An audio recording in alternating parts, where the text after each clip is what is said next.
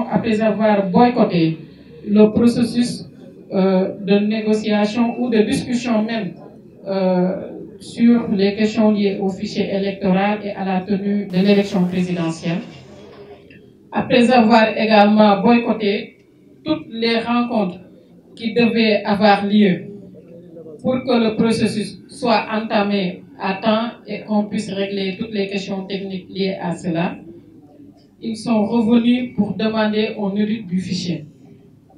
Et là, il faut dire que nous devons tous saluer et féliciter le gouvernement qui a accepté de laisser l'opposition, en tout cas les experts qu'ils ont commis, de mettre à leur disposition le fichier électoral. Ça, quand même, je pense que tous les partis qui posaient un problème de transparence doivent se taire, si on se dit la vérité. Et ça prouve encore une fois que cette opposition a une volonté manifeste de construire une désinformation. Et aujourd'hui, heureusement, le gouvernement, à travers le ministère de l'Intérieur, qu'il faut féliciter, a accepté de mettre à leur disposition le fichier électoral. Et ils verront que tout ce qu'ils racontaient dans la presse n'était que des contre-vérités. Le gouvernement a mis à leur place ce fichier. Une fois les résultats à leur disposition, dans leurs mains, ils n'ont qu'à le publier pour que l'opinion nationale et internationale puisse savoir les efforts qui ont été consentis par le gouvernement pour une élection libre et transparente.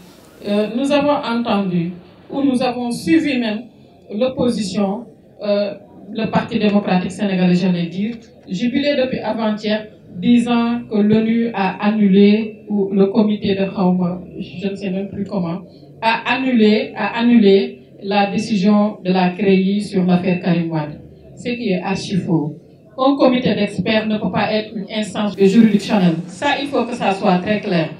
Aujourd'hui, ce comité d'experts n'a pas vocation et ne peut pas avoir vocation de casser la décision de justice qui a été rendue le 23 mai 2015. Ça, il faut le dire et il faut le réitérer. Tout ce qu'ils font, ce n'est que du blabla. Tout ce qu'ils font, ce n'est que de la désinformation. Tout ce qu'ils font, ce n'est que du malhonnêteté. Et je pense qu'aujourd'hui, nous avons dépassé cette histoire de procès Karim Wade. C'est derrière nous. Nous avons dépassé ces histoires de processus du fichier qui n'est pas clair. Ça, tout ça, c'est derrière nous.